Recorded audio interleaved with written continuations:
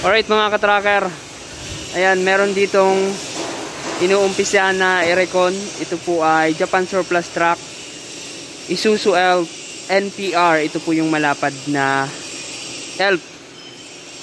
Okay, so ikutan po natin itong unit na to. Ipapakita ko sa inyo kung ano na yung nasimulan dito sa unit na Aircon. Alright, so kung bago lang po kayo, paki-like itong video na to and subscribe na kung hindi pa po kayo nakaka-subscribe sa aking YouTube channel. So ito yung Isuzu Elf NPR. Ang body niya ngayon naka-canvas wing band. Ayan po yung itsura. Kulay puti. Ayan o, sariwa. May plaka na nakarehistro.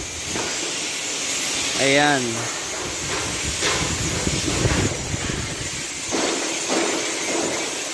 Yung mga gulong nito, ito yung itsura ng gulong.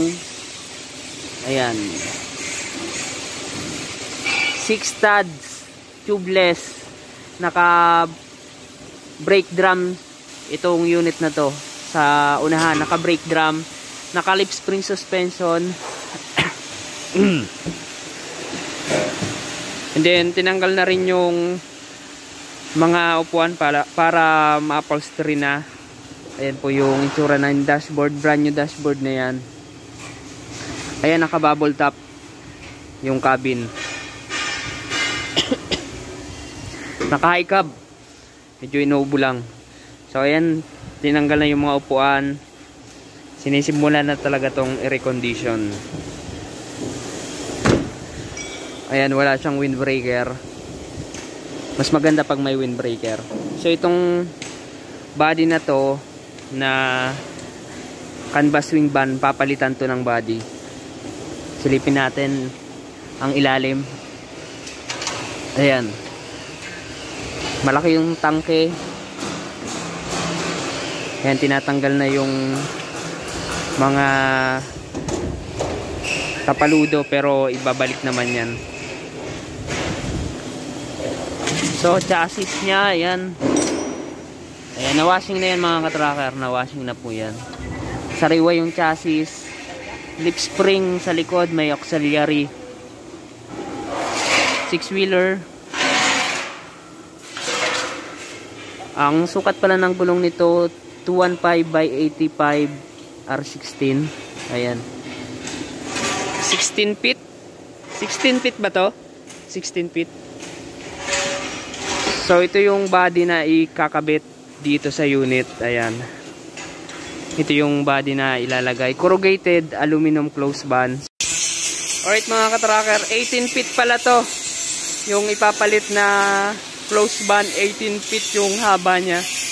Medyo mahaba. Ayan. 18 feet. Ganda oh.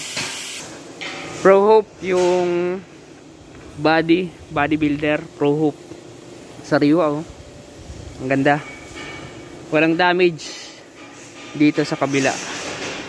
Yung aluminum corrugated. Ayan o, ang ganda.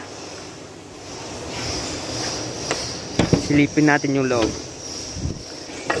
Ayan. Naka-kahoy yung flooring pero maganda yung kahoy, sulit. Tapos may damage na sidings, panel, ayan, pero yan lang naman. Pero dito sa kabila sariwa. Ayan o, tatlo yung van light. Sariwa ng body na ito.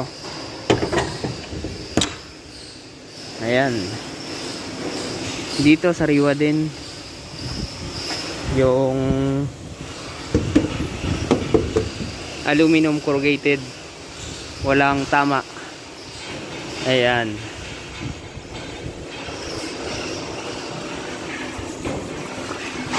Sariwang sariwa tong unit na to, itong body na to.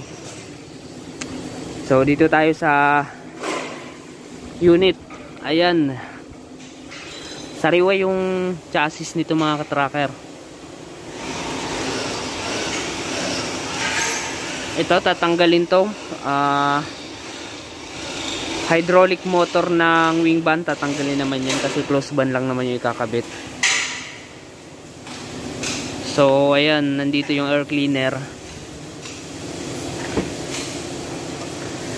Ang makina niya 5.2 turbo electronic, naka direct injection na.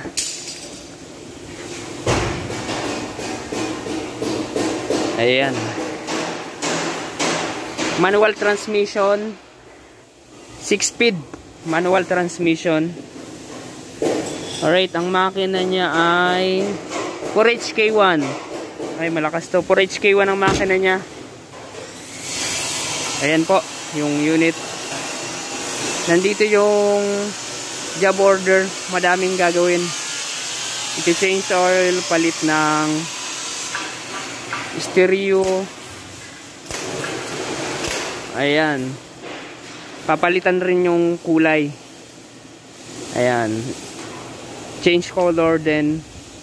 So ayan mga ka-tracker, ito yung unit na ire-recon dito, sinisimulan na. So dito ko na lamang tatapusin tong video na to. Maraming salamat sa panonood. Kung naghanap kayo ng truck, mag-inquire lang kayo, mag-message lang kayo sa akin sa FB page Tracker Moto. Ayan, dito pala kami sa Mambugdos, Bacoor, Cavite. Ayan, so contact lang kayo. Maraming salamat. Paki-like, share and subscribe na. God bless, bye bye.